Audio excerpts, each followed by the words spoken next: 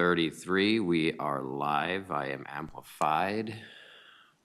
Just give it a second for the screen to pop up so I see who's online.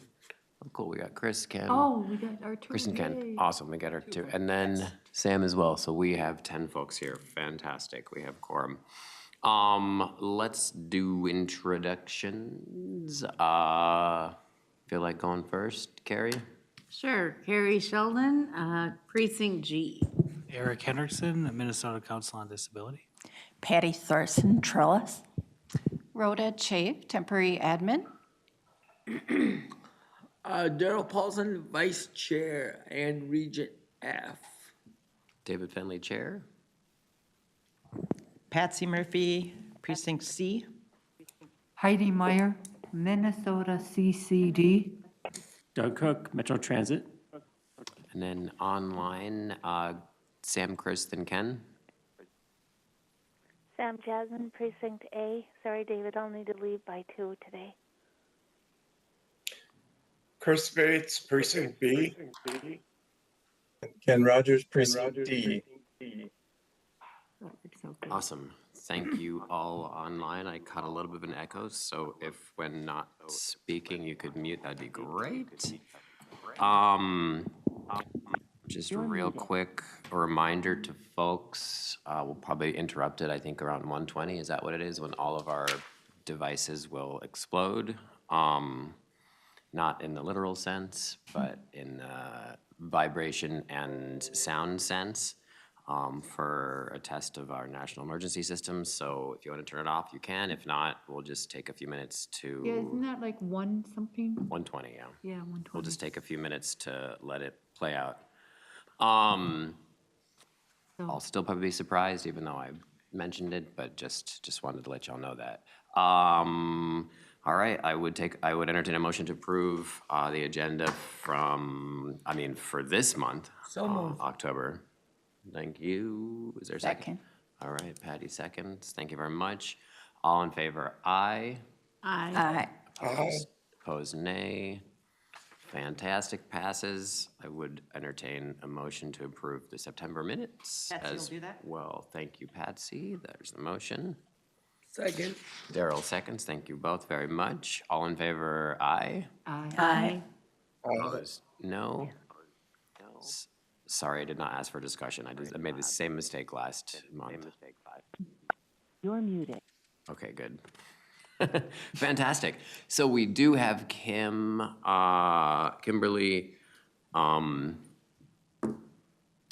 Is your last name Malone or Stine? I'm sorry. I see two different names here. One on the internet, and then one on the agenda. So I will let you introduce yourself, and we will correct whichever one is incorrect. But Kimberly, feel free to take it away. We have a little kind of a short update, and then a couple questions and discussion regarding State Fair. So thanks for joining us, Kimberly. Thank you so much, David. Hi, everyone. My name is Kimberly Malone. I am trying to use my video, and it looks very blurry to me, so my apologies. I don't usually use WebEx. I don't think any of you will be able to see me today. I am going to attempt to share my screen and see if we have any better luck with that.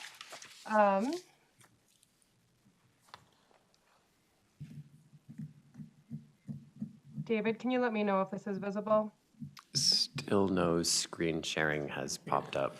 All we see is the clouds. Oh, it looks like we're moving on something. Oh, There we go. yeah, you got it. All right. Yep, Okay. we can see. Fantastic. Thank you so much. So as I was saying, my name is Kimberly Malone. I'm the manager of the Investigation and Resolution Unit in the Office of Equity and Equal Opportunity at the Metropolitan Council. I've been in this role just a little over 2 years. And we do a number of things, but one of them is related to customer complaints for any of our transit systems related to protected class. I reached out to David and had asked, and to Andy in particular a few weeks ago, or a few months ago rather, suggesting that maybe I should come talk to the group, because as I attend the TAAC meeting every month, I'm always present, but usually not visible or audible to you, but I'm here in the background watching, learning, and listening with you and from you. I've heard a few rumblings about customer complaints. And maybe some things to the effect of, we don't think that customer complaints are taken seriously, so maybe we've even given up complaining.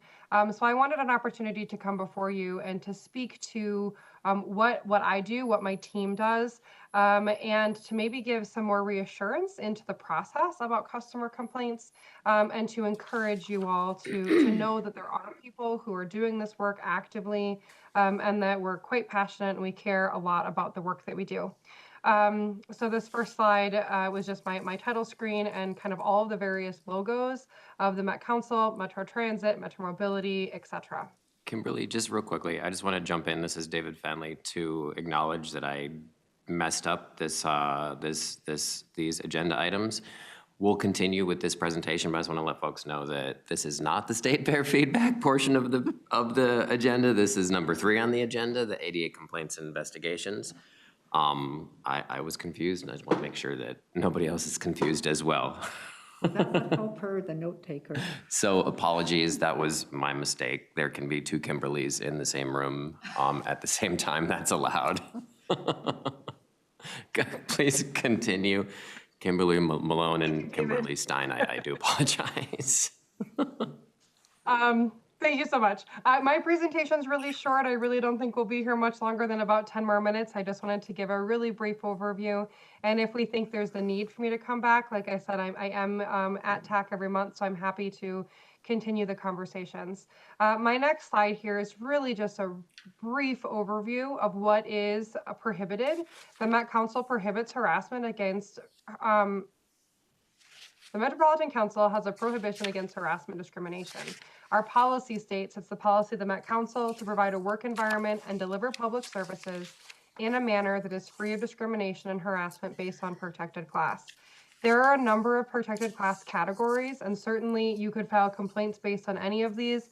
My focus today was really to talk to you about disability-related complaints as well as ADA-related issues. But just for your awareness, the other protected characteristics include race, color, creed, religion, national origin, sex, pregnancy, marital status, familial status, status with regard to public assistance, sexual orientation, gender identity and expression, age, and membership in a local human rights commission. Again, that's a lot of information, but really my focus today is what do we do about those complaints that we have that are related to disability or ADA issues. Any of these complaints, no matter what the protected class status is, when you experience something using transit that you believe is a violation of the ADA or you believe was harassment toward you or discrimination toward you because of one of those protected characteristics, we really want you to let us know. We take a lot of data. We do a lot of annual reporting about how many complaints we get based on disability and ADA issues, and it's really important to us that we're capturing as accurately as possible what that looks like. And so as these things happen, we really do want you to reach out to us.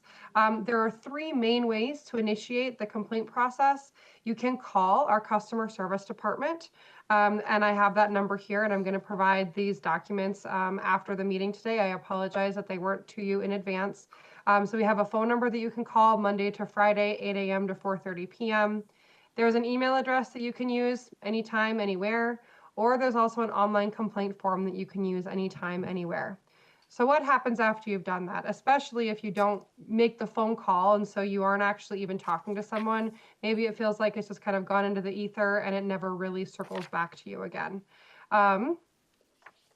Complaints, so they first route through this customer relations department. And this is a little bit interesting because that customer relations department is situated within Metro Transit. but they really take complaints that are about Metro Transit, Metro Mobility, and our service providers. So any of those complaints can funnel through this same process. So you would start here with the customer relations department, and once customer relations receives it, that team has had training from myself and my team on how to identify protected class issues. So what are the different disability concerns that you might see, or ADA concerns? Things like issues with the lifts or announcing stops, mobility device tie downs, service animals.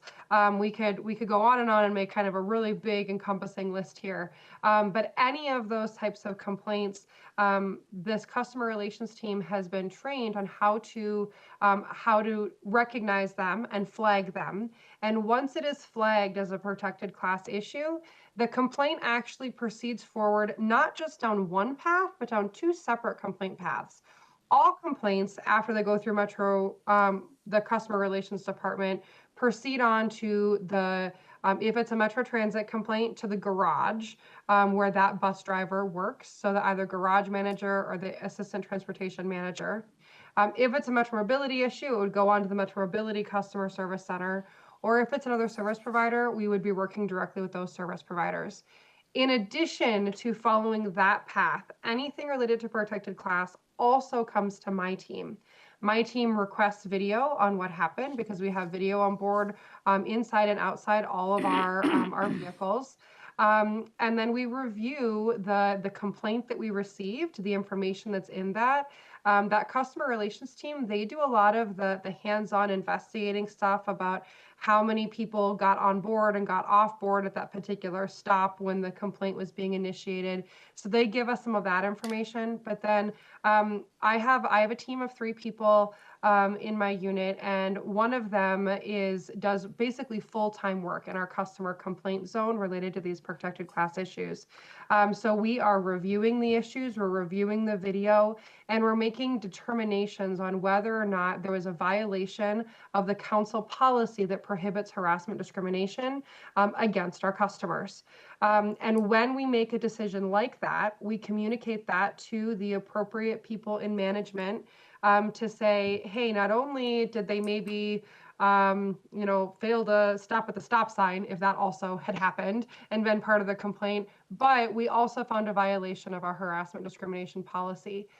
We do not typically make recommendations on what discipline is going to be most appropriate, but what we do instead is to let them know that we've found that violation and that they therefore should take appropriate action. So everyone within management has an obligation to really be following through with this policy and procedure. And once we've determined that we have a violation there, we expect that our management teams who we partner with will take appropriate action against the bus driver or bus operator with regard to what findings we were able to make in that investigation. So I was just explaining what the role of the Office of Equity and Opportunity is. And with that, I've made it to my very short 6-slide presentation, and I'm happy to answer a couple of questions if there are any, but I do know that I only asked for a couple of minutes, and my hope was to really just provide a space to let you know that these don't disappear. What we don't do, which I think we've heard some feedback on, is reach back out to the customer to say this is what happened as a result. And there's a really key reason why. So we have a state statute in Minnesota called the Minnesota Government Data Practices Act, and it states that complaint data or investigation data is considered private data under the statute. And so until discipline has reached a stage called final disposition, we can't share that with people, which is a disconnect, I think, that many people think that, well, as a customer who's complaining, I should know what happened at the end. And we don't often have the ability to go back and to tell you what the outcome was. And I think maybe that's where some of the misgivings come from, people thinking that, well, I complained, but nothing happened. So the reassurance that I want to provide is that my team does look at every single one of these and reviews video on every single one. On each one, we make a decision that there either is or isn't a policy violation, and that discipline is then imposed as a result of that. But the statute has limitations on what we can share, and so we don't have, as a part of our current process, kind of a touch point back to the customer. So with that, I'll open up to questions. I did see Ken's hand first, so Ken, go ahead. Yeah, thank you, Kim. Can you hear me okay? I can. Yeah, good to see you or good to hear you and be in your presence again. It's been a while. I have a comment and a question.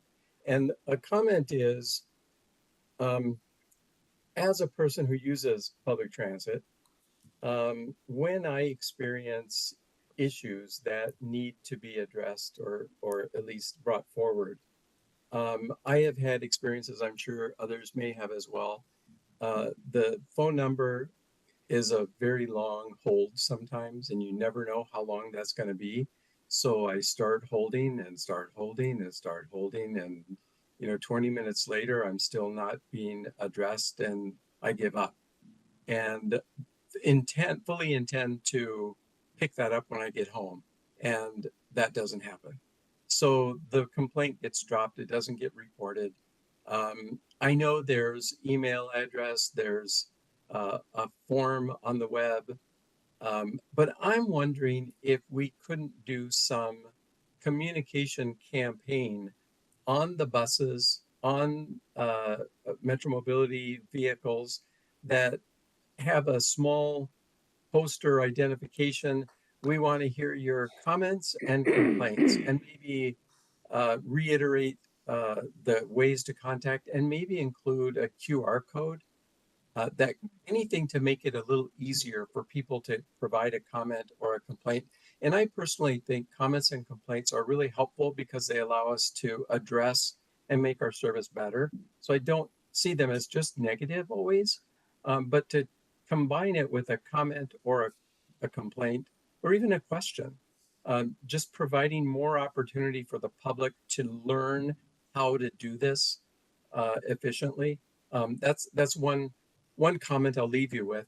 And you don't need to respond to that. I'm just sharing that. But my other question is, would you be the correct person to at least start a conversation about if we had a question or a concern about a Metro Transit policy? It's really, at this point, I don't want it to be a complaint necessarily, but I believe a particular policy that is being used by Metro Transit puts some people with disabilities in an unsafe situation if they were to follow through with it. And I don't believe that the disability community was involved with the creation of that policy. And I'm suggesting that, is there a way that we could recommend or suggest that a meeting be held with a few people to talk about the safety concern that this policy is presenting for people with disabilities, specifically blind and deafblind, and have a conversation to see if we might be able to at least share the concern that we have around safety and orientation and mobility, so that at least management can review and see if that policy is something they want to keep. And thanks so much. I love your comment about the communication campaign. I made a note of that, and I know exactly who to reach out to after this meeting to let them know that we should pursue that as a really great idea. Without knowing which policy it is, I'm not entirely sure if I'm the correct person, but I'd invite you to email me. And if I'm not the right person, I will either connect you to the right person, or perhaps I can be involved in that as well. The fact that it's related to a safety concern related to disability elements means that I think I would like to be involved. But unless it's the harassment and discrimination policy, I'm not the policy owner. And so I likely would need to loop in those policy owners if there are changes that we maybe want to suggest or point out that may be needed to an existing policy. Okay, thank you. Of course.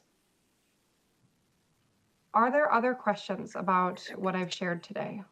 Thank you, Ken. Oh, we have a couple in the room. We'll go to Heidi, and then Eric. Easy, and then Darrell. Heidi, go ahead. This is Heidi. My question is that I know when I made a complaint through the county, because it really, and I got a letter back saying that the person got in trouble, but I don't know what it was, but I at least know that it was taken care of and it was handled. Why can't you guys do something like that where we kind of know some kind of outcome, but we don't know the answer to the outcome? We just know it was taken care of. We know something happened. Yes, we might not like the outcome of that answer, but at least we know something happened. It's not just like lost in midair, and sorry, we can't tell you nothing. And it's like, when I made the complaint, and they were very happy that I told the county, truthfully what happened, and I won the case. But I got a letter back saying that she got in trouble, and that's all I know, and it's in her file and stuff and whatever. But can we get something for that for transit where we're not sitting like repeating circles? Like, they never listen to us, so why should we complain? We never hear anything in return. So this way, we feel like we're validated a little. If that even helps you, if you understand what I'm getting at. Yeah, thank you for the question, Heidi. I'll let you know that I've been doing investigations into protected class issues for close to 10 years now. And when I first started, and honestly, the entire time since then, one of the absolute hardest things about this work is the very thing that you just brought up. The restrictions that we have about what we can share is really difficult, because I know that it creates a lack of closure for the person who is bringing the complaint, and for and really you as the customer who's bringing your issue to us. You are the reason that we do this work, and to not be able to give you closure is it's not what our goal is by any means. But again, we do have these restrictions in place. I'll also share that internally, like when an employee makes a complaint against another employee, the same thing is true at the end of that process. It's slightly different. We provide a letter that says our investigation is done, thank you, but it still doesn't say what happened, if someone was in trouble, if they weren't in trouble, if it was substantiated or not, if we found it to be valid, if there was enough evidence. And we've made those decisions about our process based on the limitations of the statute. I would be curious what county it is, because I would be willing to reach out to them and to ask what they're providing to see what that closure notice looks like, because I know that that we have really strict regulations about what information we're able to share. But if there is more that we could be doing, that's something that I would be willing to pursue and look into. See, that's where you could lose the voice of the person who wants to make a complaint, because they don't even know how it's being handled or taken care of. They're thankful that you listen. I appreciate it when Metro listens and appreciates my voice, but sometimes it would be nice to know that it wouldn't be on just that person I talk to, Yeah.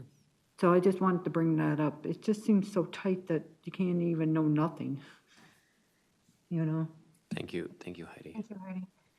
Eric, and then Darrell, and then Patty. Thank you, Mr. Chair. Kimberly, my name's Eric. I kind of had the same thoughts as Ken when it came to policy, which is, my understanding is from the presentation is OEO gets or reviews complaints when they're received, especially when it comes through a protected class, I think is what the slide said, but also when it comes to ADA-related complaints. So you review the policy based on the complaint to see if it's compliant with the policy. It's a request, really, is when you send in your slides and documents to the committee here, if you could provide those policies, something that might help us, at least me, review those just to see kind of how you're reviewing those and which policies might be specific to Ken's point that maybe either TAAC or the ADA community didn't have involvement in there. And if we're reviewing cases based on that policy, that might be where we might be able to help out as well. So the request really is, I guess, broad, which is, what are the policies, and if they're available to the TAAC, if we can have those in that communication you send over with your slides and other material. Absolutely. Thank you so much, Eric. I would be happy to provide the policy in its current draft. I will add that this current policy was published in 2018. It is currently going through a redrafting phase right now with a goal of republication by next March.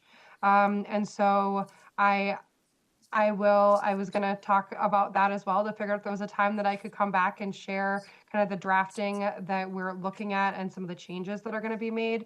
I'm not quite there yet. So I'm putting that out there as if you look at this policy, you immediately think, oh, well, there's 20 things I'd like to change.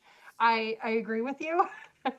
And we are working on doing those things. And I think that that would be a wonderful opportunity for me to come back before you all and share what those changes are. But yes, as it relates to today, I would be happy to share the currently published policy and procedure that I'm referring to within this complaint process.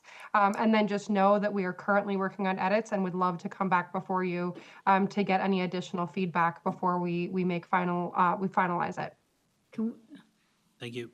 Yeah, We do you just have a did our follow-up? calendar thing, so how does that work if she comes back? I think we'll be able to fit it in. Okay. Yeah, it seems to me like there's some interest in this. And I think maybe we can chat with Ken offline about having this be an agenda item in a future month. And it's not just for the blind and the deaf, but the whole community Oh, yeah. can be Oh, involved. yeah, everything that we do, we try to make sure that it's inclusive of all folks with disabilities. Darrell, did you have a question? I'm gonna forgo my comments at this time, and Ken, I or David or both of us will be reaching out to you after this meeting to see how we can go forward. It does seem like there's interest in the committee about looking at policies and procedures, and so I know that we you've got my word. I will reach out to you, and I'll have David do it as well. So. Okay. Thanks, Darrell. Patty? I was thinking about the ways to deal with the privacy issue. Would it be possible at, let's say, once a year, or to say, and I'm thinking of the forms of this, but I'll double back to that. Once a year, periodically, to say, we've received these general complaints over the last period of whatever it is, period of time. These are the lessons that we've learned. This is what we've done. This is what we plan to do, rather than saying Patty Thorson complained on October 4th that she wasn't picked up on time. I mean, would it be possible, say, to TAAC or to, through the Metropolitan newsletter, or the twice yearly conversations, to be reaching out to communicate to riders there? Are those, would that help get around or deal with the privacy issue? Patty, this is David Fenley. Patty, that's actually a really good question. And just so I can clarify with you, if I understand what you're talking about. You're talking about essentially annually, data is aggregated, which means the data is all put into one big pot, basically, rather than having it being individualized to a person. And then you can look at like this many ADA complaints, this many complaints based on, culture, this many complaints based on, marriage status, this many complaints based on. And maybe making sure that along with that number or percentage or whatever you do, that there's a corresponding lesson learned or action taken. Those are 4 simple words that can help keep it on a meaningful reporting rather than this is the percentage that we're at. Because that's what customers are, that's what, when you're making a complaint, you want to know, is it being addressed or what's being done? Yeah, and Patty, again, to build on what you're saying, and I think put a finer point on this for Kimberly, is that information available to the public outside of a Data Practices Act request? From what I heard, it's only available after it's been finalized. And a lot of times it never gets finalized because it gets corrected internally, and then we don't know what those Let's, I'm curious to hear what Kim has to say, because I'm sure that you have all, I mean, you know how many ADA cases you get and what the results are. Is that something that's available publicly, or, I mean, obviously everything is because it's government, but is it only after Data Practices request that can be achieved? Sure. Yeah, Chair and committee members, thank you so much for the questions. I was taking notes. I will try and respond to them. Patty, I believe your question was about this kind of, summary data of what we're receiving and what we've learned from it. Right. I believe that is something that could be done. We do internally look at that data, regularly, several times a year and yearly at least. And for our FTA reporting and review for the Federal Transit Authority, we need to pull together that type of data. Okay. And I think that I'm trying to get creative about what, the lesson learned or what we've done. I mean, over this past year, I can tell you that, I found in print that we had training materials that incorrectly defined what a service animal is, for example. And I was like, well, if we're not even training our people correctly in what a service animal is, then how do they know what is, what should be done with service animals? So one thing we did is we worked to update what that rule book said and to provide updated training on service animals. So that doesn't negate the fact that we received complaints regarding service animals, but that is one thing that we did in response to seeing a number of service animal complaints. It's like, okay, well, we think that new training is needed. We have these things called service bulletins where we can issue a statement that all of the drivers have to see before they can start their next shift, that says that they acknowledge that they've received this. So we can send out kind of some blast information in these service bulletins. In terms of the disciplinary data, that's what I'm a little bit unsure of. Like if we could put together like what number of bus operators, received discipline as a result of these complaints, I would need to go to general counsel before I could answer that part of the question. But I certainly know that it would be possible for me to come to you on a quarterly or yearly basis and share with you what are the numbers of the complaints that we're receiving and what are the general things that our team has done about it. That's information that can be shared. I don't think that goes fully to Heidi's point about how do you know as an individual that your matter was taken seriously. But I think that those are great things to think about. And then David, Chair, I believe you asked a question about what's available and I'm sorry, Vice Chair or Co-Chair, is it Darrell? Sorry, I almost forgot your name.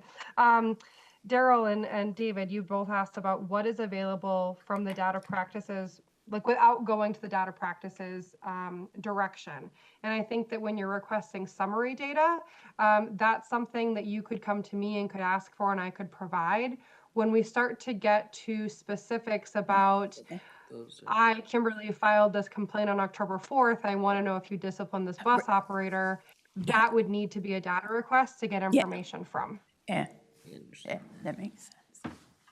Thank you very much. Heidi, go ahead. Well, my question is then, if we get the data, to go back to her question, the data, then that would help legislators, it will help the community to understand that our voices are getting heard, or how to spend the money correctly, or if you really are doing your job like you're supposed to be. I'm not trying to put you guys down or anything, but is it really working or does it need to be cleaned up? Because they had to do that with human services and look at data and numbers and people and the whole ball of wax. This is the same thing. And I think we should be, the community should have some kind of knowing something, and it's not all in the dark.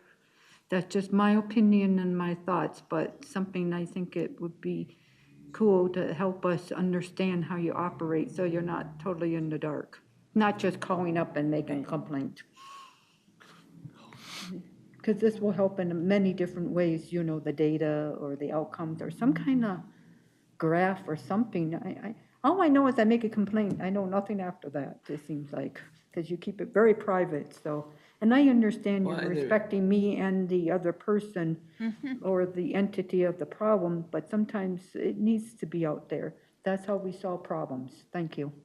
Thank you, Heidi. And I think maybe to build on Ken's, this is David Fenley, to build on Ken's point about being having a campaign or, you know, this number, this website, this QR code where you can file these protected class complaints. Maybe there's a sentence in there that says, you know, we investigate everything, even if you don't hear from us. I don't know. Because people don't, I don't think people do realize, you know, not everybody who makes the complaints is in this room, Kimberly, so we can't be like, oh yeah, you know, we trust you, Kimberly, you're a human being, you're following up on this. But a lot of times when there's a technology between you and the human being at the other end, you don't really consider that. Are there any more questions or comments before we move on to the first, Kimberly? No? Awesome. All right. Thank you. Actually, no, I do have one more question. I wrote it down in the very beginning and I forgot to ask it. Actually, I have two questions. I apologize. This is going to go on for a little bit longer. I was kind of unclear on enforcement accountability. You said that, do you follow back up with the department where the complaint was directed to? Do you have any sort of, Kimberly, your office have any sort of oversight or ability to ensure that proper discipline or education or whatever maybe was taken? Oh, good question. Great question. Thanks, Chair. Our role is to review the complaint, to collect the evidence that is needed, to understand the complaint, that most often is related to the video. What can we see? What can we hear? Does it match the complaint that we heard? A lot of times someone might call and say, I was waiting for the bus at 1:10 on October 4th, and when the bus pulled up, they, whatever the complaint then is, but they maybe say 1:10 on October 4th. What if that was a typo and they meant 11:10, right? So we get this 15-minute video from 1:10 and we don't see any information that's related to what was said. One of the things that we then do is to look for additional information. Because we get video in 15-minute increments, so we might go ask for more on either side of that.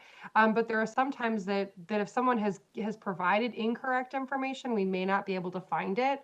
And so one thing that I like to remind people is an unsubstantiated complaint doesn't mean that we don't believe you that it happened. It means that we didn't have enough evidence to take disciplinary action against someone as a result of what we could document happened. And so our role is to do that review, to make that decision, to document that decision. And then, yes, it goes back, and that really goes back because it's following these two paths the entire time. We'll use Metro Transit in this example to simplify it. Let's say there was a Metro Transit complaint. As soon as customer relations got it, they send it both to that garage manager, so the boss of the bus driver, and they send it to my team. If the garage manager or the manager of the bus driver, if they look at that and they say, oh my goodness, this shouldn't have happened, we're going to take disciplinary action, they can do that right away without waiting for my team to say this was a violation of policy.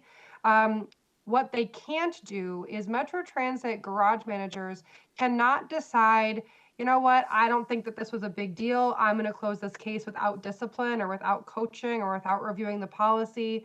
They can't make that decision to not take action unless my team has agreed and says, you're right, there is not evidence of a policy violation. So they have to wait for us. So it's going down these two paths. And Metro Transit might take disciplinary action before my team has finalized our review, but they can't take no action unless we concur with that. And so, but once we're done, once we put our information into this database that we use, this case management system, it really is then left to Metro Transit to rely on our information to take appropriate action. At this point in time, we do not have a mechanism in place where my team would go back and double check a case to see what action was taken, although we have access to. If someone gave me their case number, I could look back in the system and find that out, but it isn't currently part of our checks and balances. But we know that they don't move on without hearing from us first. I hope that answers the question. Why don't we have that sort of like with Metro Mobility? Go ahead, More Heidi. check and balances. Go ahead, Heidi. Oh, I wanted to ask, and I wish Andy was here, or maybe she can answer. Why don't we have that with Metro Mobility where we have more checks and balances? Because I've gotten phone calls from the actual company manager, and then it never really got taken care of because no one's following up saying, is that even legal? Or is that even true? Is that even right? It's just what you saw on the video, and I have to trust that boss or manager who called me up from my location. This is David Fenley. Heidi, from what I understand, and Kim, please correct me if I misspeak here, is that Metro Mobility, it fits into the structure that Kimberly's describing, the same as every other department in Could she just said she Metro sends Transit it does. over to the Department of Metro Mobility and then they take care of it? They decide to, or they do discipline or education or whatever it may be, but what Metro Mobility can't do is say, oh, we don't believe you, this isn't true, we're not gonna do this, you know. They can't ignore it, essentially. Is that correct, Kimberly? That's correct, David. And Okay. I will also clarify that we've spent the better part of this year working on really firming up this process that I'm describing to you with Metro Transit specifically. And we have meetings on the schedule for later this week and next week with Metro Mobility to continue this conversation to make sure that we have just a really strong clarity and procedure with them as well. But theoretically, yes, that what I described, I used Metro Transit in that last example, but that should be true no matter if it's Metro Transit, Metro Mobility, or another service provider. If you are having complaints, they can all funnel through that customer relations department, which happens to be a department within Metro Mobility, or within Metro Transit. I apologize, I'm making it more confusing. And I think that's weird, right? Like if you have a Metro Mobility complaint, why would you call Metro Transit? Might be a little bit of an odd way to think about it, but all of our cases are being funneled through there, and then they're still being sent to the correct department, including my department for review. So that's part of the work that we're doing to make sure that we just have that documented really well and that everyone's on the same page. But yes, Heidi, we do have those same checks and balances so that that we're reviewing Metro Mobility complaints and our service providers for paratransit. Those complaints still come to us. There's a few more steps in place about how we get access to the correct video when it's not a Met Council owned vehicle, but my team is still involved in all of those cases as well. Okay. Thank She you. had a Thank you. I know. Thank you, Kimberly. Christine, you're welcome to respond if you want. You do not have to. So this is Christine Kennan, Senior Manager of Metro Mobility, and as I listen to this conversation, yes, exactly right. But I want to make a clarification that Metro Mobility has a customer service center. We're intaking all the complaints and comments on our system. Those that would be referred to Kim's office would be those that relate to a protected class discrimination concern, not necessarily my bus was late. Right. Okay, so I just want to make that clarification because we, of course, have that same exact structure as Metro Transit does, but only for those types of complaints. So do we have to be very clear with the Hold on. advertising? Wait for recognition. Go ahead, Heidi. Do we have to be very clear with the advertising to go back to like, advertising it or using the QR code? Because it gets a little fuzzy, in understanding how that works. So you can call, email, either any of the different bodies that handle the complaints, and then they distribute it accordingly.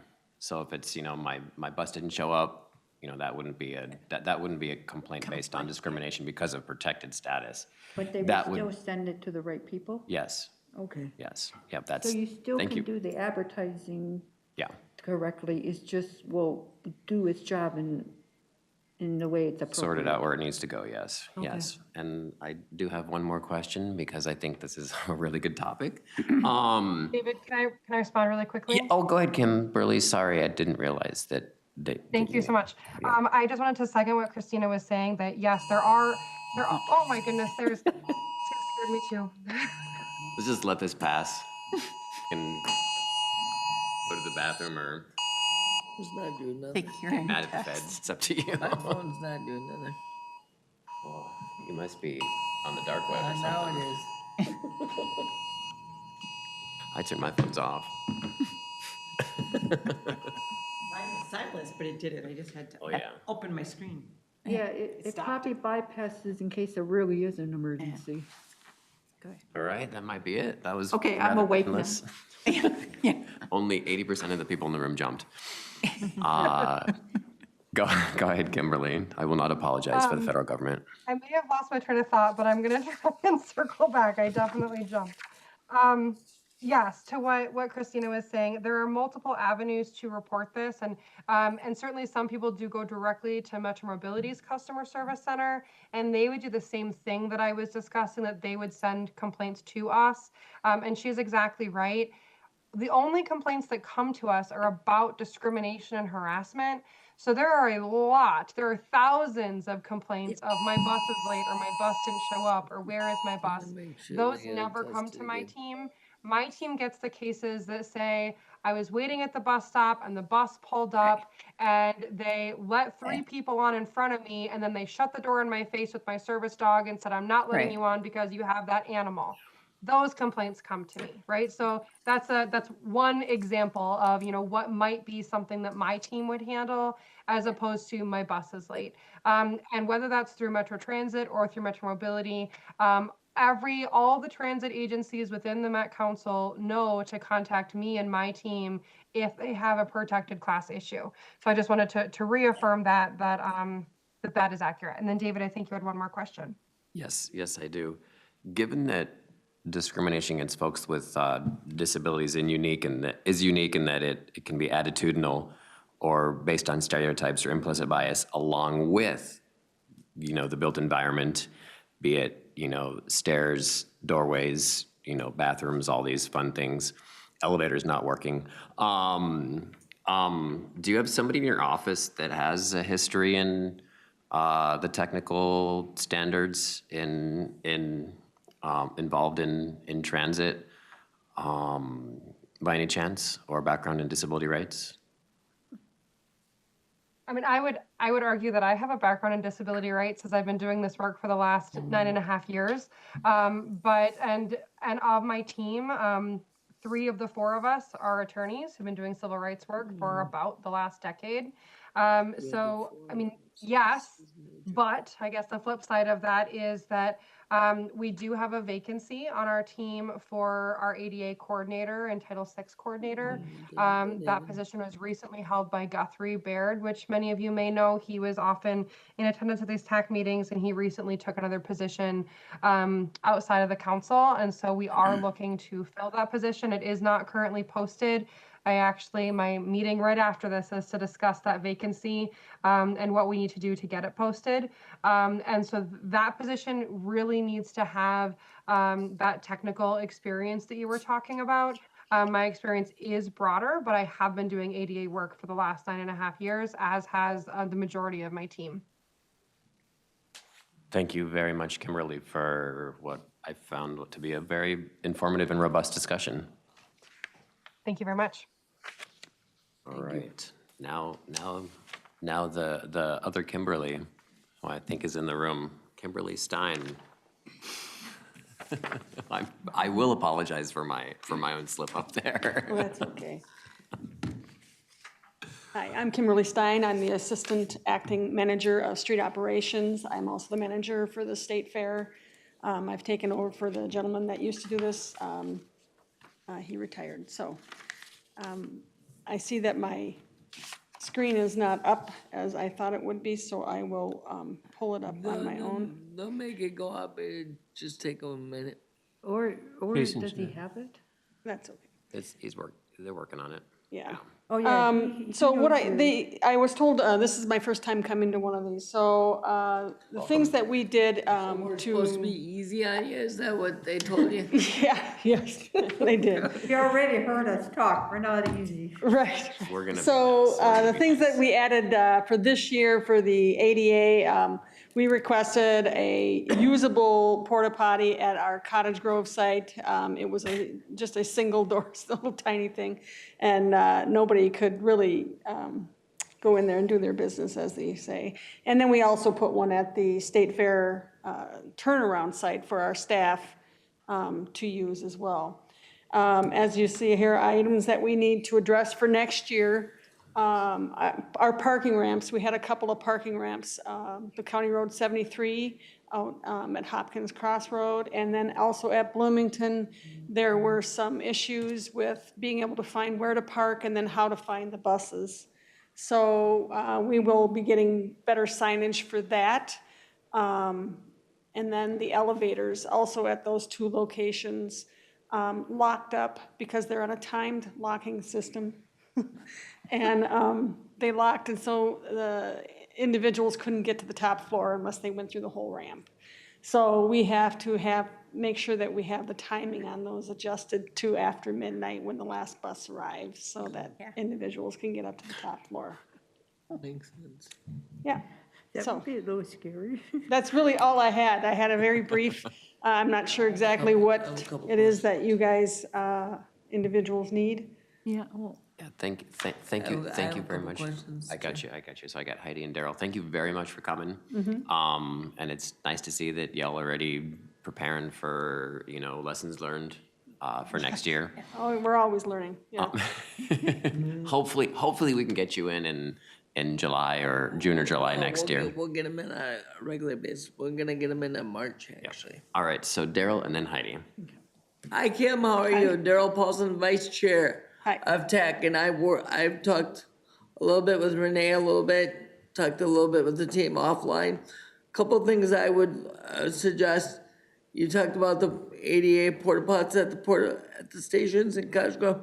Make sure that those are accessible, they're in a good spot, they're well lit, they're not in a spot where gravel or dirt or debris is gonna mucky it up or cause mobility issues, as well as the 3 parking rides that you used to operate and used to have accessible parking at, and you took that down to one location. I would recommend that you try to bring those 2 other locations back up to speed, as well as that spot on where the 3 goes, and there's a sign that's a very small sign, and it gives the opportunity for the Metro Mobility driver to go in. Well, that sign is very small, and half the time the Metro Mobility driver misses that spot, so then we have to go all the way around to get back into that line. So I would urge you guys to just work with whoever you need to work with, whether it's the road, street supervisors, but make sure that signage is clear and it's visible. Okay, I'm not sure exactly where you're referencing, if that's off You of know- Como Avenue. Right where, right before you come into gate 9, so you're coming down the road Como? where the 3 goes, right? Okay. And it's, gate 9 is further down, but they start to come in, where do they start to come in at? Where there's that. We don't manage those. It's that- The street operations doesn't manage the Metro Mobility little buses that go in there. Right, That but- would be the state fair personnel. But I think because it's a combination of the Lorenz bus and Metro Transit and Metro Mobility, I think you guys all need to get all together tied in. to make sure that we're all on the same page there. Okay. Because somebody has to manage that little spot there. A lot of times there is a traffic controller guy that's there, but they're not there throughout the whole day. They may start out there, and then after a while, people start to realize that's what you gotta do. But I would urge either we keep a traffic controller guy there all the time, or we figure out how to make that signage bigger, so it's more visible. I can bring that to the state fair staff and let them know. Do you know what spot I'm talking about, where I do. where it goes in there? That's the biggest issue that I heard out at the fair, and I was out there probably 6 to 8 times. So I almost heard it every day I was out there. So for more, this is David, thank you, Darrell. So for more specific recommendations from just the community in general, given that these are the folks who utilize these services and require whatever level of accessibility is being provided, is reaching out to you, or is there a more formal path to be like, hey, look, you know, this didn't work out so well, this is gonna work out better, or should we go through like? You would go through our customer service department. Okay, For perfect. those types of concerns. But like I said, that section of transportation is not related to my department. Okay. And so I could refer you to the state fair staff, that's why I say, you know, customer- or find out who it is that But he, would handle Hold that. on. Yeah, so yeah, customer service can route it to where it needs to go, or just say, hey, look, that's the state fairs. There is close collaboration for transportation to the state fair between Metro Transit and the state fair, I would imagine, given that that's a really easy way to get to the fair. I guess, and make it a little easier on you, what is, I mean, in that preview, I knew that wasn't your jurisdiction, but the types of complaints that are your jurisdiction are, give me an example. The transit turnaround center, anything that goes on with Metro Transit buses that goes inside the transit center would be my concern, or the Route 3, or the 21, the A line. I was talking about the Route 3 particularly. Yeah. And I was talking about Metro Mobility as it follows the Route 3. yep. All right, thank you. Heidi, go ahead. Well, Darrell makes a good point, because when I was out there, you know, right across is the buses, and then us, and then regular traffic. So something's gotta be done where we all can be friends with each other and make it work. And also, and I don't know, and I'm going to tell you, and I'll tell every time this gets brought up, I opened up my map, you know, to use Google Maps, and they have now made it the other side of the street, and I don't see anything that represents gate number 9 that tells me that that's where I gotta go or anything. So it's just, we need to stay on top of it. If we're gonna do transportation and help people with disabilities, you know, and Google is one way to help us have independence. We need to get on them and keep getting on them, so, because they keep screwing up the most important things. So it's less work for you guys to rebuild something that doesn't need to be there, you know, because it's already kind of in the system, but certain systems keep screwing it up. So how do we get back to you not doing like more work than you need to do? You know what I mean?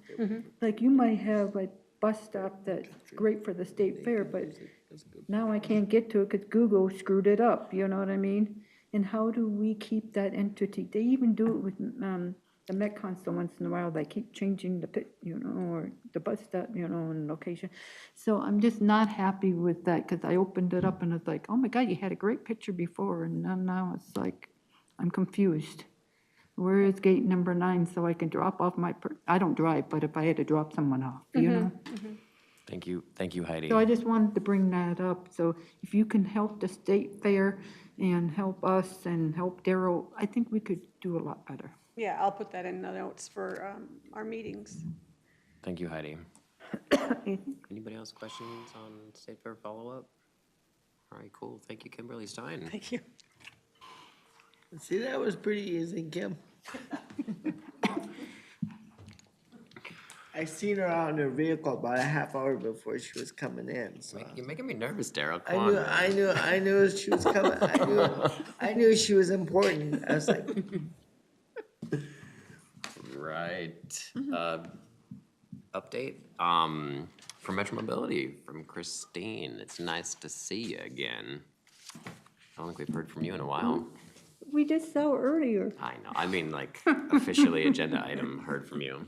Yeah, good afternoon, and this is a surprise one for me. Christine Kennan, Senior Manager of Metro Mobility, and I'm filling in for Andy. Told me this morning that he was sick, and he's been online a bit and at a few offline meetings, but it was not a good meeting for him to come in. He's coughing a lot, and you don't want him here, so I'm here in his stead to report on the free fares pilot from a Metro Mobility standpoint, and I want to make that clarification because it's not on the agenda. You know, I'm sure the committee recalls that the legislation is multi-pronged when it comes to free fares pilot. And one side is really being managed by Metro Transit, and that they have the Route 32 and the Route 62 free for all customers, as well as a free fares pilot for Metro Mobility customers on the fixed route system. I'm partnering, Metro Mobility is partnering with them on some components.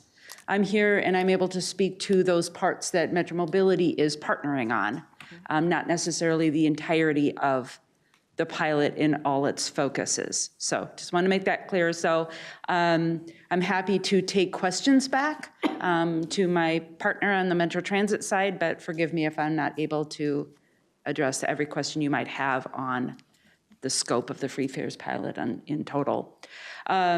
Starting with the first one I mentioned, the Route 32 and Route 62 pilot for Metro Transit. They went through a selection process to identify Route 32 and 62. The Route 32 is a crosstown route that runs between Robbinsdale Transit Center and Rosedale, across Lowry Avenue, fundamentally. It's a crosstown route. And then and I believe it's a Monday through Sunday, it's a every day of the week route. And Route 62 is a north-south crosstown running between basically Little Canada and West St. Paul along Rice Street through downtown St. Paul and then out to West St. Paul. How that matters to Metro Mobility is obviously our customers, just like everybody else, gets a ride on the Metro Transit routes 32 and 62 for free. But on the paratransit comparability side of things for regulatory compliance to the federal law, we also offer a free ride on the Metro Mobility system in a zone that is that same footprint of the Route 32 and the Route 62 within that 3/4 mile buffer zone. So before July 1st, when the pilot launched, we set in a polygon in our map layer in our trapeze booking system that identifies those trips as free. So anything origin to destination booked within either of those zones would be a free ride. So we do have counts on those, and how it's identified in the system as a free ride is within trapeze. So it shows up in the manifest. You know, the driver has to scroll down and notice that it's free. Very often the customer might, tag the go-to card and it'll deduct a fare and we'd reimburse, but it's in trapeze as a free ride. So we're able to correct it and identify those rides that should be free because of the Route 32 and 62 pilot. So since July 1st, we've provided 3,206 rides on the 32 and 4,349 on the Route 62 footprint on the Metro Mobility system. You said what, since when? Sorry, I missed it. Since July 1st. Since July 1st. Oh, wow. So that is, anything, again, booked on and delivered on Metro Mobility, origin and destination, both within those footprints, is the free ride. So it's the comparable free ride to the Metro Transit pilot. So that's the one. And then as far as helping our customers ride for free on the Metro Transit side, because of how quickly it was stood up from the time that we were notified of the legislation to having it in place on July 1st, we didn't have any time to really make our systems ready for that. So our communication was for our customers to show their ID to the driver as a flash pass, and the driver would count that free ride flash pass on their fare box as an 8 keys, very manual count. So I'm sure they're collecting some ridership figures from that, but it's going to be somewhat imperfect. And of course, we would not be able to really identify any travel patterns or any travel behavior analysis from those counts. But as of October 1st, we've been able to load all Metro Mobility ID card holders that has that go-to card embedded in it naturally with a free fare product that is seen on the Metro Transit side as a free fare. So it's kind of like a free pass when you enter a Metro Transit bus or at any of the rail ticket validator machines. So you tap it, it'll recognize as a free pass if you're on that system, and you shouldn't be charged. So that makes it even easier, and we communicated that to our customers in our newsletter last week. So those are the efforts. I don't have any numbers on that yet. We're very excited to be able to track ridership with our Metro Mobility customers on the Metro Transit system, but I don't have any numbers for you yet. That will all be forthcoming, and that would really likely be reported out by Metro Transit. So that's what I have for you as an update. Any questions? Jasmine? Yes, Sam, and then Ken, and then we'll come to the room. Okay, I had two questions, I think. First of all, how long, I apologize if I missed it, but how long will the free ride thing be going? And secondly, since I do know that drivers don't always look, as far as the Metro Mobility drivers, at the free part of that, and people often stick their go-cards in and get charged. Do you have somebody who's just going through all those particular routes and reimbursing, or do you have to call in? Those are my two questions. Thanks. Mr. Chair, members of the committee, both great questions. The first, you didn't miss it. I didn't state it, I don't think. The pilot is from July 1st, 2023 through December 31st, 24, thank you.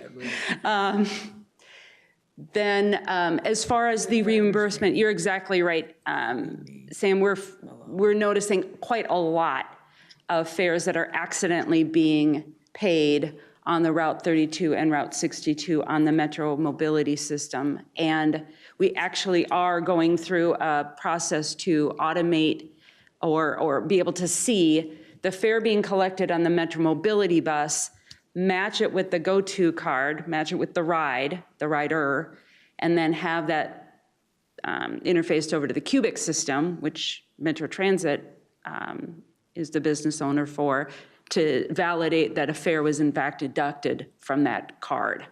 And then, yes, the reimbursement, an auto load reimbursement strategy then is how we will be compliant for all rides. Thank you, Christine. Thank you, Sam. Ken, go ahead. Yes, mine's really just a comment and a reminder to folks that the premium same day program has had a recent change that I just want to make sure folks are aware of. Previously, Metro Mobility riders using premium same day would pay the first $5 of a fare, and then Metro Mobility would pick up the next $15, and then the rider would pay for whatever's more than that. That has currently changed, and riders still pay the first $5, and then Metro Mobility picks up the next $20, and then riders pay whatever's extra over that. And I just want to express gratitude for the change. I understand this more appropriately reflects the actual costs involved, and it makes a difference in travel. It's extended my ability when I use premium same day to go a little bit further without that extra cost. So again, I appreciate that, and I want everybody to just be aware of that change. Thank you, Ken. Thank you, Ken. And just for my own clarity too, this is not me dinging you, Ken. This is not directly related to what you're talking about, correct? Okay.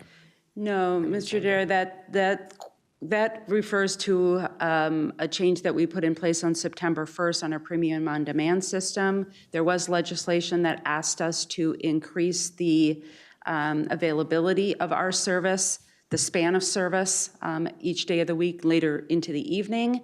Along with that change, we took the opportunity to implement fair policy change and increase the subsidy to $20. Thank you very much. Heidi, you have a question? If you're under human services and you get a waiver and your card, and I use one of your buses, how do you work with people that's not like a regular bus, you know what I mean? Because mine is, I got a regular bus card and then I got the Metro Mobility bus card, and they're both separate, so how does that work if I, and I am qualified to be on that bus and I really do need that bus to go where I need to go. How do you reimburse? Because it's through the county, not through the regular system. Yeah, Mr. Chair, committee member, so this gets complicated.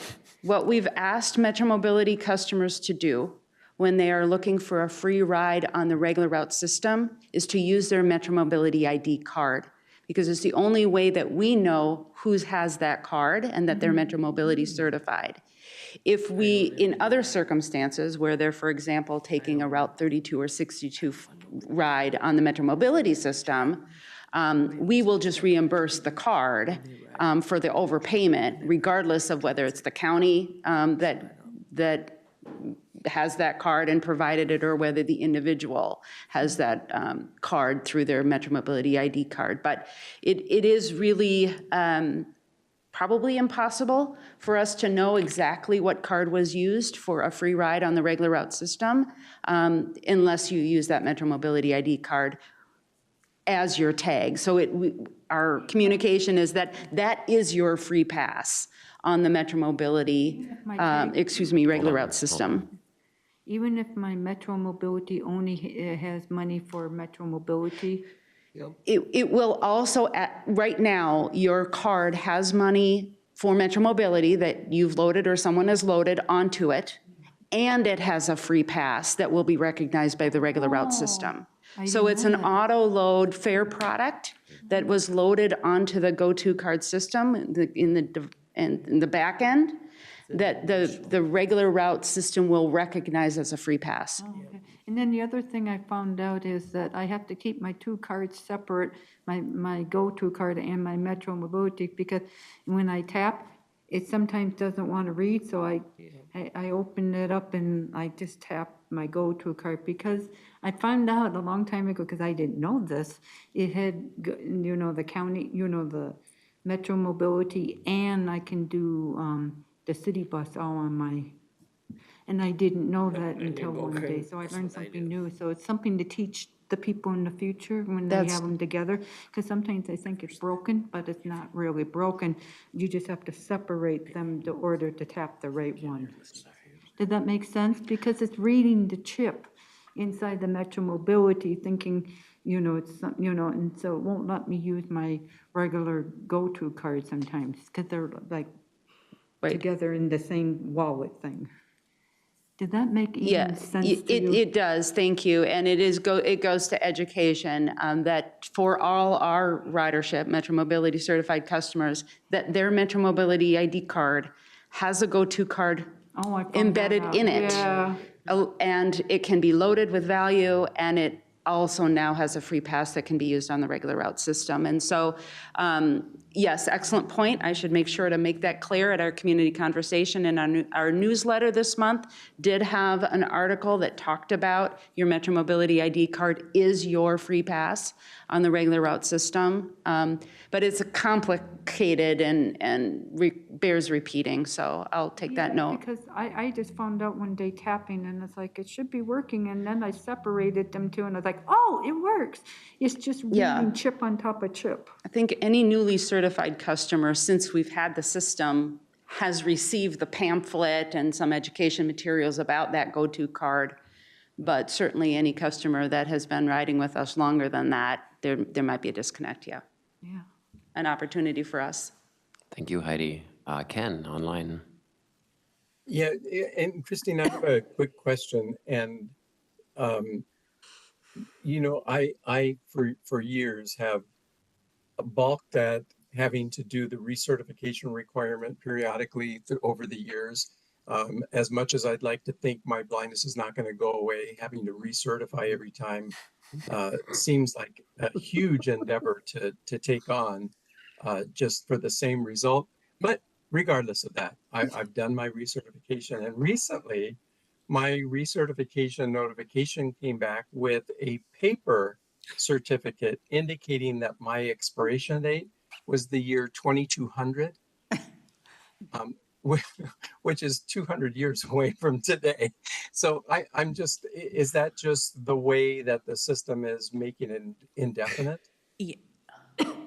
So, Or was that a mistake? Mr. Chair, Committee Member Rodgers, so I wish Andy were here right now to answer this question, because I know he's been intricately involved in the kind of getting everybody back properly in the system after COVID. We had a big backlog and an inability to get, you know, people's recertifications. And I know the 2200 date, though, indicates a permanent eligibility, meaning you are permanently eligible. And so I think maybe the kicking out of the paper might have just been a part of the process of getting everybody kind of properly coded in the system. Okay, all right, thank you. So that's how the 2200 is just a date in trapeze to indicate you're not going to expire anytime before 2020, 2200 anyway, Ken, so you got a long life ahead of you. Ken, you're important. But it's a good note that we should maybe add and for those that are certified with permanent eligibility, like a sentence that would explain such a thing. So are, Yeah, because I might want to expire. So I have a couple questions in the room. I saw Patsy first, and then Heidi, and then Darrell. Do you want to go? No, I'm good. Okay, so Patsy, then Heidi. Okay, I know, I didn't even notice the date, so I don't know about what my expiration date is. But yes, I received paper, and I'm like, I'm afraid to even put it in my purse and get it all dog-eared, so I'm not even sure exactly what to do. Is that what we're going to, is just a piece of paper now? No, that is that is the initial good for 3 months eligibility paper, so that we can get you showing something right away before you have an opportunity to get a card. The more permanent card, and I believe the letter explains that. So I'll just take a look at it. A couple questions indicates to me that we're not being clear on the explanation that's in the letter. But the paper is meant to just be a temporary certification. So I have to make an appointment to come in and take my card? If you want to use your Metro Mobility ID card as a pass, yes. Otherwise, you can board with any state ID and pay with any form. Okay. Thank you. Here we are officially off topic now. Heidi, go ahead. now I can't remember my question. Which means it probably was off topic too. Probably. I'm just kidding with you. Oh, I know, okay. Okay, go ahead. I remember.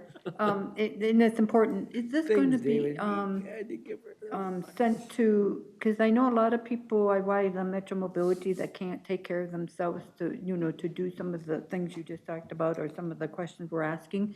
So is it really easy for the social workers or the helpers or whatever they're called that guides them so they can keep using Metro Mobility correctly, like to go to their day program or go to work?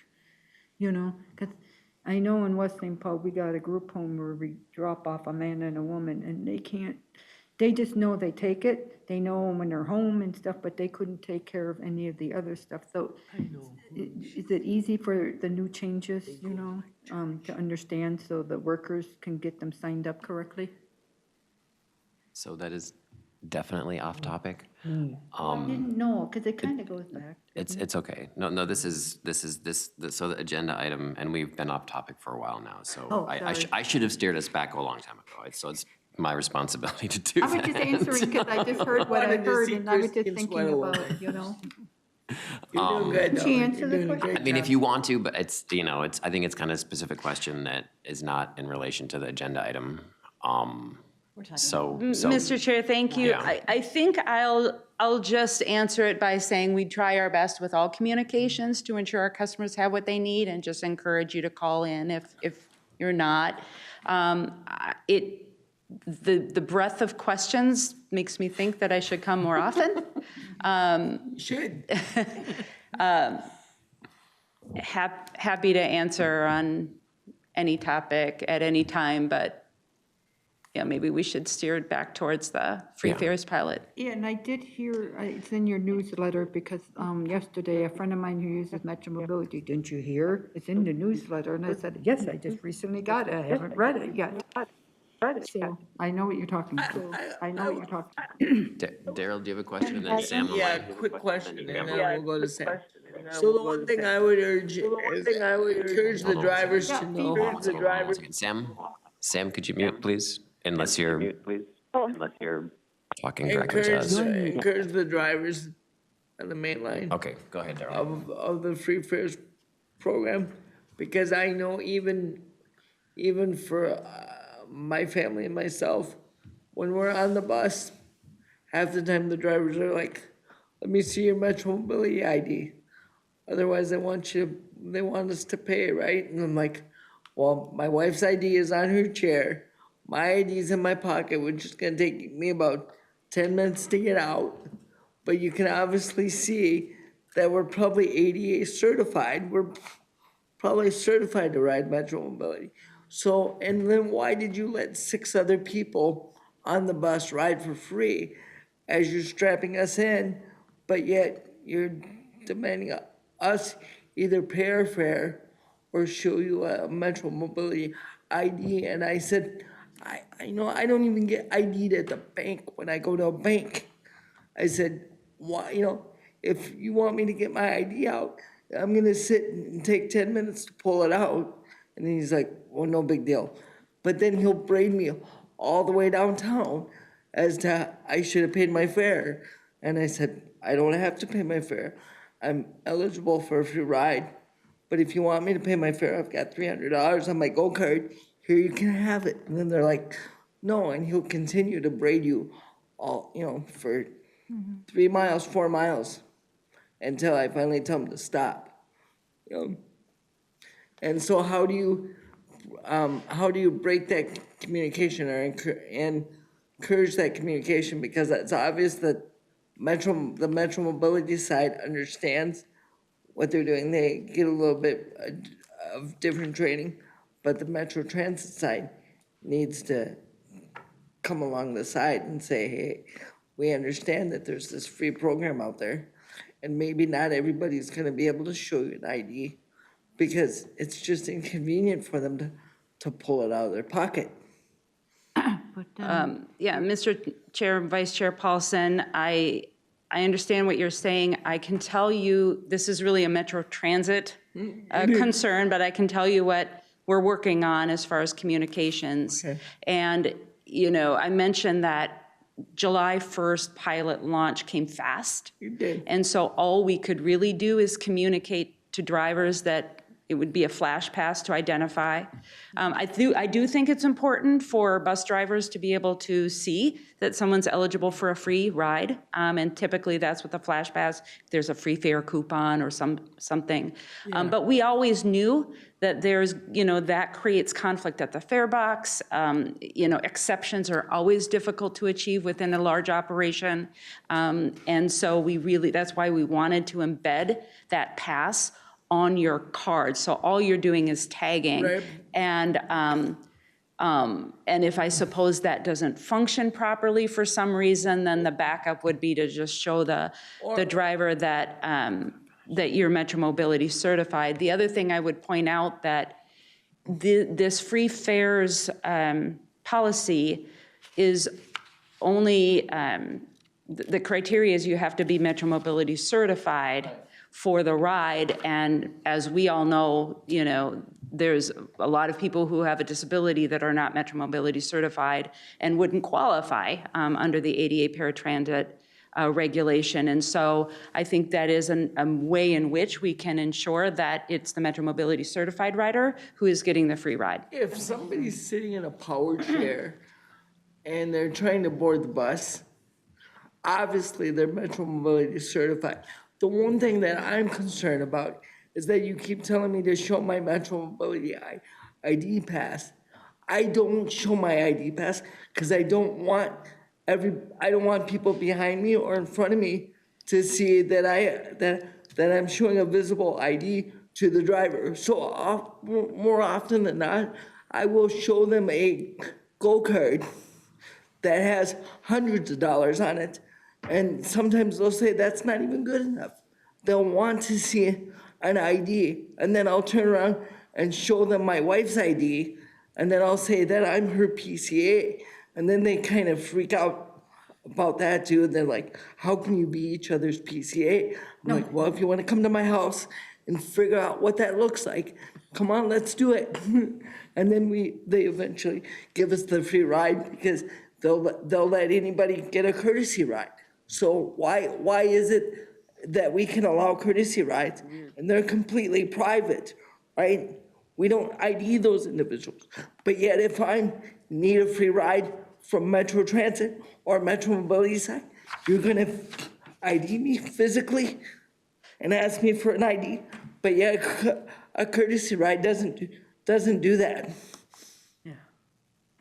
So this is David Fenley. Yeah, I'll just. Do you see my issue? I'll just react to say that, or respond to say that the path that we're taking to show eligibility for a free ride is no different than what is shown or required to get a limited mobility fare or any other reduced fare on the system. And so I would just suggest that at this point, I feel like I'm speaking for Metro Transit fare policy. And really, I want to just stick to the Metro Mobility program, and just to offer that, you know, Metro Transit's fare policy requires, you know, tagging and eligibility for a free ride to be tagged or shown somehow to the driver, and that's the path we've taken here. Thank you, Christine. And Darrell, I do understand your frustration. I do too. It comes from, it makes sense, but yeah, we cannot ask the Metro Mobility Director to speak for all of Metro Transit And I will tell you categorically what you said was not true, okay? I have talked to Metro Transit and I talked to Metro Transit drivers. So just be aware of that. Well, it's a good thing that she's not speaking for Metro Transit then. Thank you. Anything more from me, or? No, thank you very much, Christine. We appreciate the update on the free rides, and I'm kind of excited to hear how many. Oh, Sam, yes. Sorry, go ahead. Sam did have a question. Sorry, go ahead. So first of all, thank you, Christine, for coming on. And I just think the breadth of all of these questions, as you pointed out, we do need to have Metro Mobility on, maybe both Andy and Christine on more often, because there's a lot going on there, and it is frustrating when it can't be addressed. But I will tell you, at the risk of, I'm not trying to upset anyone, but Darrell, not everyone in a wheelchair is Metro Mobility certified, just like not everybody who is blind is Metro Mobility certified. I do know that some people choose not to take Metro Mobility. But having said that, I hear your frustration. Anyway, thank you for listening to my comment. Thank you very much, Sam. I appreciate that. You're muted. She made the point I was thinking. Yeah, it's a good point. So all right, bringing us back to the agenda. It is 2:00. We have 30 minutes left. I do want to spend a little bit of time on the work plan review, but I want to get through everything else first. Let's do subcommittee reports. I think this should probably only take 5 or 10 minutes to get through the rest of the agenda, and then we'll spend the rest of the meeting just kind of chatting about the work plan that we worked on last month. Yeah, because we didn't get that by email. No, I did not send it out to you all. I had a long discussion with Chair Fenley about that.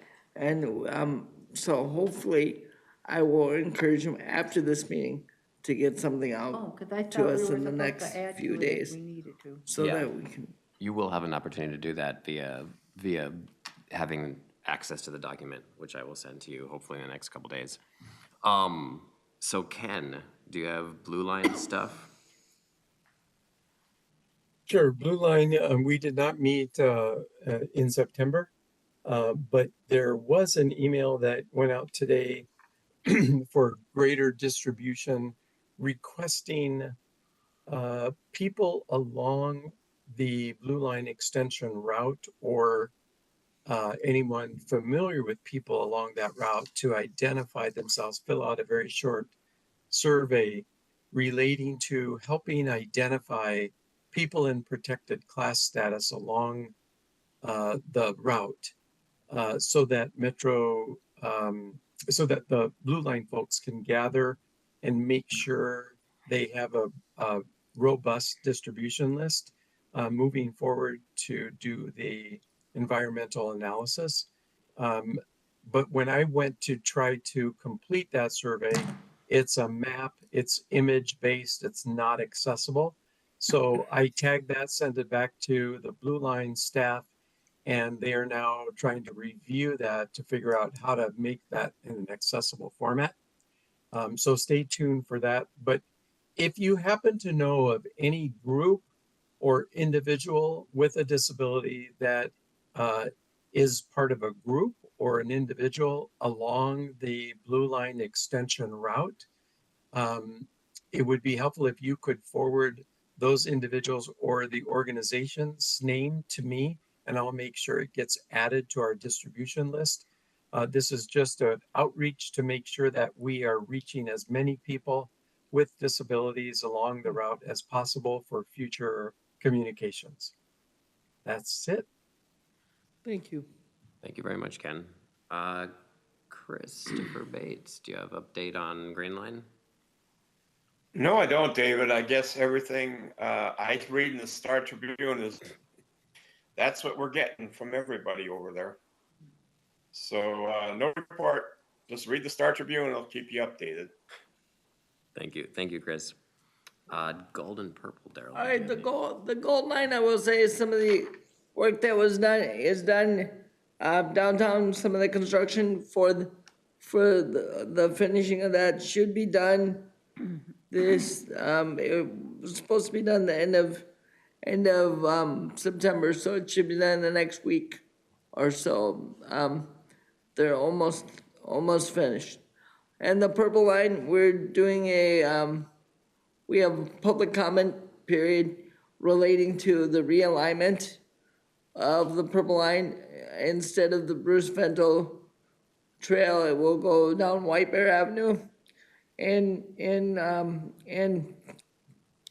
a dedicated lane. It will be, we're still debating whether it will be mixed traffic or whether it will be center lane or what. It will be a combination of both. But public comment is open. You can go to Metro Transit / Purple Line, and there should be a comment page to click to, or I can make sure it gets forwarded out in the notes for next month. And hopefully it will still be open by then. Also, I presented about the Purple Line at a conference over the weekend, and it was well received. We gave away free transit rides as well as coupons to Hy-Vee for some other issues. So it was pretty good. That's it. Thank you very much, Darrell. Are there any members of the public, either in the room or online, that would like to make a comment right now during public comment? I don't see any or hear any. Awesome. Members? Yes. I can't remember the details now, but I wanted to make a pitch for the fall conversation with Metro Mobility, and it's at the Wilder Center at, I think it's 451 Lexington, Yep. if I'm not mistaken, and I think it's from 6 till 7:30 on, and I forgot to look up, but I think it's the 17th, is it? Okay. That lady's saying, We'll make sure that gets out in the, Yeah. in the notes too. Yep. And then there's another, Go there's ahead. another one to follow up on what she's saying, but I don't remember what day it is, but it's gonna be online for the The people who virtual one. can't come, because they're working, or they really can't get it off, then we gotta, way to do it over whatever they decide to pick to use for their talking thing. Yes, yes, we do have two Metro Mobility conversations coming up. Thank you for reminding us of both of those. Because Chris, with our weird weather lately, it might be good, we might all end up being on, Zoom for all I know. yeah, unfortunately, yes, go ahead, Chris. Yeah, David, I was just thinking, you're talking about the work plan, and we've talked about how with Darrell, with the bus drivers, sometimes having problems with the identification. Why not bring in the shop steward for the union, bus drivers, or the union president, and we can share some of our problems that we're having with some of their drivers without getting into specific drivers. I'll put it on, I have the spreadsheet open. Does that make sense to you? If it's something that is even possible to do, then we can give it a whirl. I know unions have their own. Or if we have trouble with the union, I still have union connections. I'll be glad to make a call. He has a question. Are you in the smoke-filled room with the cigars and the drinks, Chris? Chris, I have been in the past. Chris, I still have union connections too, but I don't use them in this capacity, so. Sounds nefarious. Okay, Yes. thank you. Yes, Thank you. I just put it down. Yes. Thank you, Go Mr. ahead, Chair. Eric, sorry. I just would want to know, at some point, I don't even know if it has to be in one of our meetings, but it's always on our agenda, is the bus prior seating work group, and kind of what the status is. And almost at this point, it's been so long. Get a refresh. I'm wondering just, like a timeline on kind of what happened. My understanding, and I haven't gotten like direct feedback, but it maybe just has kind of gone off course, or it's fizzled out for now, or it's in a holding pattern, I don't know, which is fine. But just an update in general on kind of where we're at. And if it's not right for one of our meetings, just an email to the group as well, just kind of where we're at. And if the group needs help, or maybe we need to kind of restoke the fires on that one, that's fine too, but just as a group to circle back on it, I guess. Thank you. Thank you, Eric. That's a good idea. Heidi, go ahead. And to go back to what he was saying, it does need to be looked at, because ever since we're starting to go back to whatever normal is, but I don't know if the pandemic is coming back where it might change again. I've seen a lot of things that shouldn't be in the handicap area, where, because we have to shuffle people around. And just remember, West St. Paul changed their buses so we're a little bit smaller because it's a 75 bus, because it's outsourced to another. So it's hard to do handicap when you got a step, to go up to the back of the bus, and then move strollers and wheelchairs when that gets busy. And sometimes our 68 gets a smaller bus. So it's harder to do the priority seats and make everyone happy when the buses are, a really odd size. Maybe I have to start But we riding your still bus need again. to respect the people who truly need it. Just something to think about when you go back and do your priority seating project, to think about. Yeah. It really gets down to what the bus looks like, Thank you both. Oh, go ahead, Eric, yes. Well, and what I'm hoping that might come of it is obviously knowing where we're at with that work group. Progress and whatnot, but, Could folks online mute if at all possible? We're getting some feedback. You're muted. it would be an opportunity too to just kind of reflect on, if it even had an impact or not. I know when this came up and why the work group got started, we were presented with a lot of great data about how many pass-bys there were, when they were occurring, and the like, and kind of revisiting, well, what do the numbers look like now? And being able to maybe compare before and afters and see if there's another line of, that we could take if maybe this, whatever was produced by the group, maybe we're not seeing the impacts, but that just again, to kind of repeat, I mean, first the update, but then maybe that will stem that kind of conversation and follow. Right, and that goes to the whole point. We paid for those videos to be produced, David, at the tune of almost $4,000. So, I mean, you know, there's a cost to what we produced, and if it's just sitting on the shelf, then we gotta ask why, and, you know, can we redo it? Or can we Kind of money and not use it. use part of it? I mean, what, you know, I mean, because at some point to just spend that $4,000 and then tell our group nothing is kind of.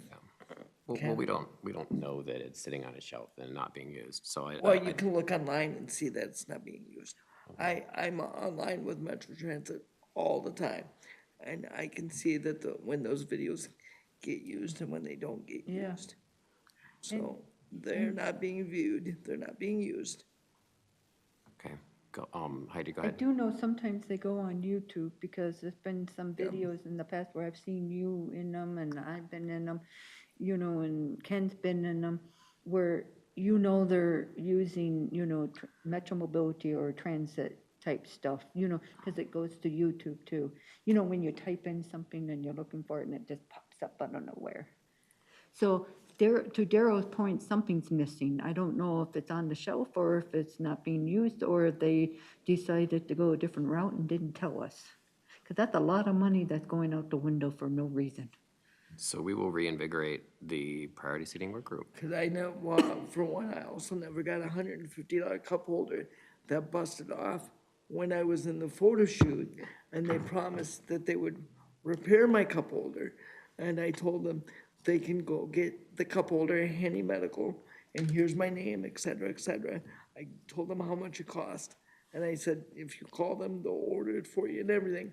It's now been, what, almost 2.5 years? I still have not got my cup holder. They haven't cared to even address it with me, but yet they were quick to tell me I could get a new one when it broke. Thank you for that. That's not good. Any other member comment? All right, fantastic. So I have the spreadsheet open. I will turn it into an accessible document and send it out to folks. But I do know there are some people who are in this meeting that were not in attendance at the last TAAC meeting. We had quite a long discussion with a lot of great stuff that came out regarding 2024 annual work plan. This was Darrell's idea. He led the discussion. I took notes. And the goal of this being is to organize both reoccurring and potentially just one-off presentations and work that TAAC does, organizing that for the calendar year of 2024. How many items do we identify there, Chair? I think there were over 19 items that were identified. There were 34 items actually, So I was way that off. went on. I'll read through, we have about 14 minutes. I'll read through the 14 things that were You proposed. think that it could work? What's that? Are you reading the ones you think it could work? I'm just or- gonna read through all of them. I'm gonna read okay. through all of them, just to remind folks what was discussed last month. See if folks have additions or updates to the list. And when you send this out, are you Yep, going to give a little explanation to the people that weren't here? So what they I'll can do, understand? yes, so what I'll do is I'll take the list out of the spreadsheet, just have it be a list of things we want to work on in the calendar year 24. Will it have the identifying months or not? Well, I don't think that's, at this point, as necessary. like where it's gonna live or when it's gonna happen, as Oh, opposed okay. to what we actually wanna work on. Oh, gotcha, because yeah. we didn't really identify what months to put them in except for a Yeah, couple and different- and we'll go through where it should live on our calendar, I think after we have a nice And it list of depends what on we, what's hold on going one on second, that hold on year. one second, folks. I know I like to be informal, but please wait for people to stop talking before talking. And I will send that list out to folks and you can update it online as well, or not online, but via email. But yes, go ahead, Heidi. And then it will coordinate with what's going on that year, so maybe you need to put that really good topic in that month because it goes with what's ever going on around that Yeah, time. yeah. And a great example of one of those would be, legislative updates. Yeah, exactly. We have getting ready for session. Okay, this is what's happening in session, and then kind of a session wrap up. Obviously, that's usually between the months of December and May or June, given that that's when session meets. So yes, there are certain things that we're not getting a session update in October. Like the Because state session's not. fair, we always want it at a certain time, so We we could can get a give our we feedback. could get a pre-session. Yeah, but it wouldn't be a session, it wouldn't be a session update. So, semantics aside, word choice aside, yes, certain things live in certain months during the year. So thank you for that. All right, I'm just gonna read through these fast. If folks want me to stop and elaborate on something, please by all means tell me, so I don't read through too fast. We have, kind of the basic ones, the ones that we're used to getting: state fair update, legislative updates, metro mobility updates. I think that's something that we haven't had in a while, and we should do regularly, semi-annually, probably like maybe every 6 months or every quarter. We did have a request to have some of the providers that service metro mobility, to have them come in. I know we've had, I think transit team has been in before, but in terms of the other two, there was some interest in having them come in and chat with us.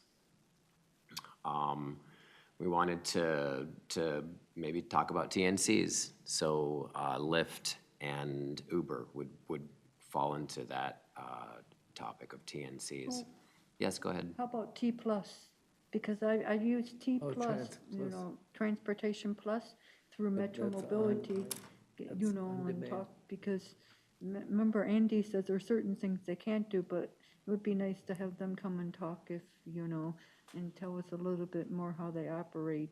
Because I didn't know I can call after hours. They just need my number and they send it back to Metro Mobility, because I asked a question about setting up a unique doctor's appointment. And is Transit Plus an accessible on-demand option in the metro? Yep, It's what you get, Yeah? Okay. yes. and they pay for part of it, it's the thing she was talking about where they, Oh, they'll pay the first I pay $5 and then so much and then you Metro pay and Mobility then pays the rest. Got it. And we also want to have an update on that as well, or regular updates on maybe every year on the POD. So the one that Ken was talking about, premium on-demand service. Yeah, because I didn't know you could call after. I was just thinking, are you from this time to this time? And I was thinking just like Metro Mobility Right. way of thinking. I didn't know I can call later. They just take my number and then I'll send it off.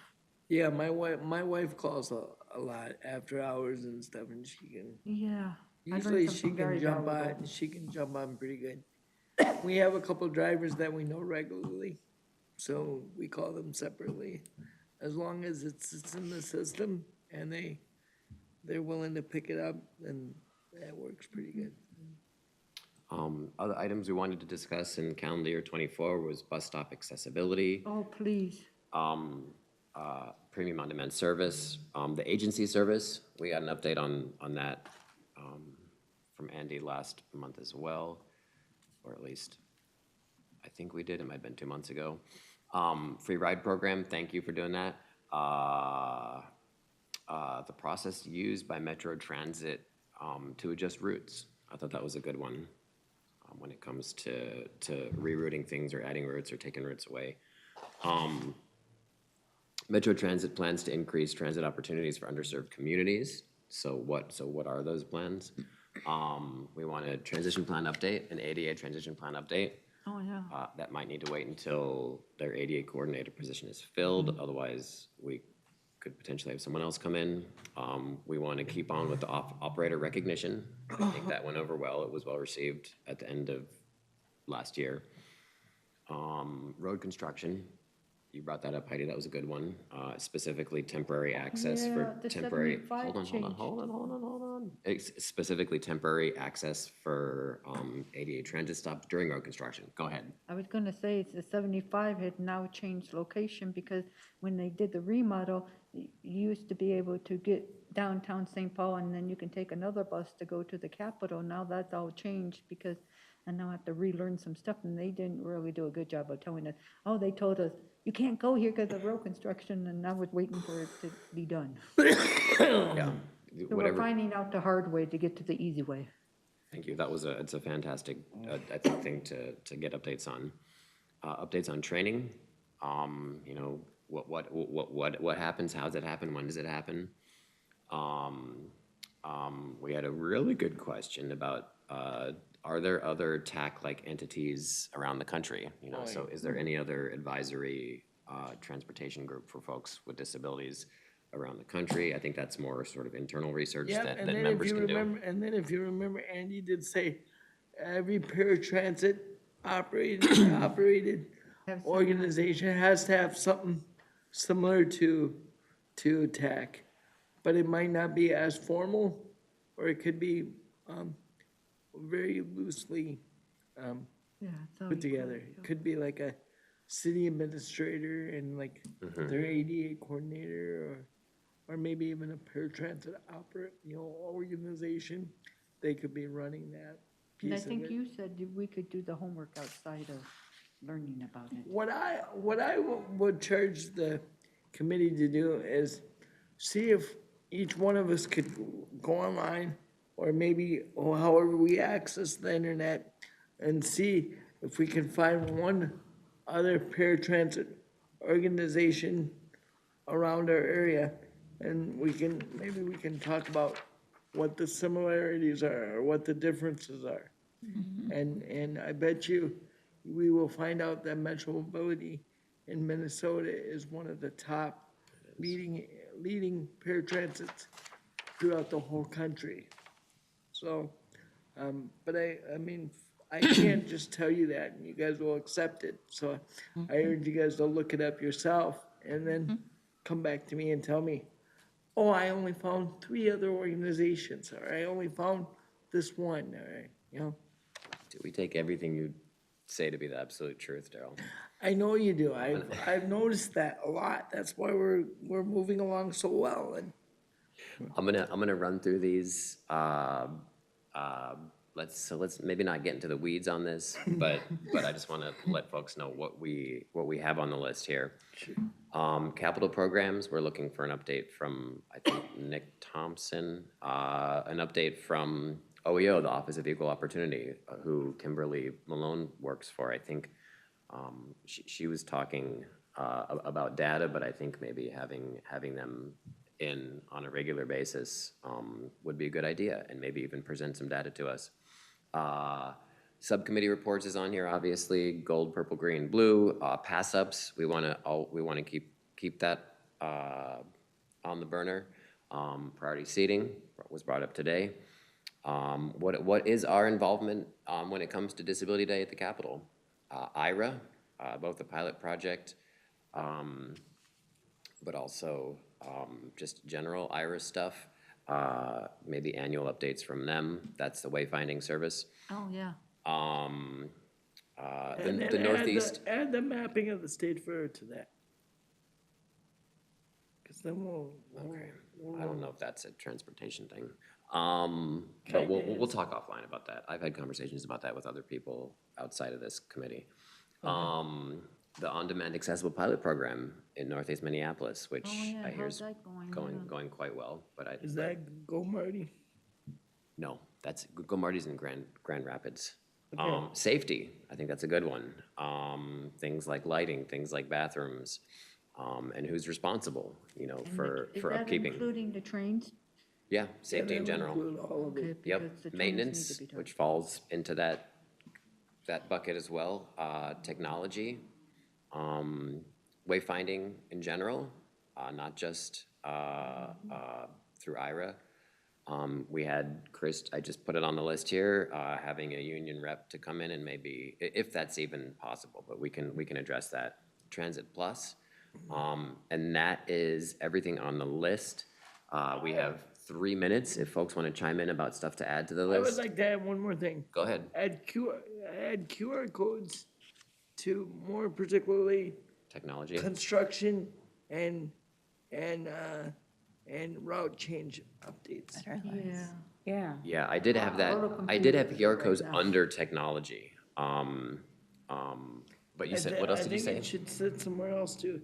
It should be under construction updates and like route Rider changes. alerts, yeah. Route changes or rider alerts, like, let's say a bus, like the bus 68 is behind because it got an accident. Well, they could quickly push that to a QR code. And then, when somebody's there, instead of saying, where's the bus? They could click the QR code and they could say, the bus is late because X, Y, Z. Yeah. I could even see that working for construction cases. And I do know that they've used QR codes in like Virginia and in California where there was a lot of construction and a lot of build-outs of public transit. So I do know it is available. I do know there was a lot of talk about where do we place the QR code so that people can see where it is or know where it is if you have visual or sight impairments. So I do know that was an issue, but. Yeah, and I saw the QR code at a bus stop. And But I thought do that see was really QR cool. codes at the bus stops. And Awesome. I got it on here. Anything else folks want me to add to this list? The OEEO, we mentioned it today a little bit about policy, but including in that update the impacts of policies and when they're drafted, as it would be through the purview of TAAC, transportation accessibility, we should probably be involved in that and figure out a way to track that. But the OEEO one, I think, sticks out. Yeah, I think that's a good place to start, and then maybe dive into other stuff as we can. Do you know what I would really like, but I don't think it's ever gonna happen? I would like, the emails and the text to be together when you get transit, stuff.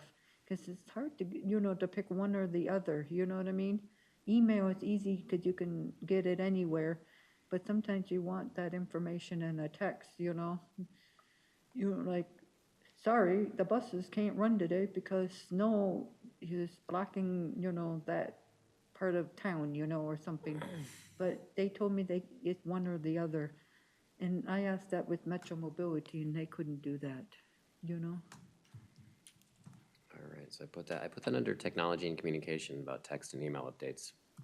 Because they told me it's one or the other and it's like, that's really hard to, pick and choose, Thank you.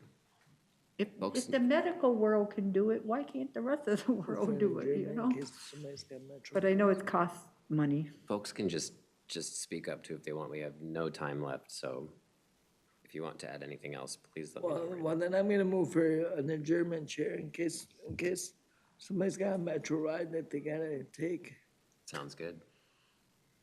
All right, we're adjourned. Have a great rest of your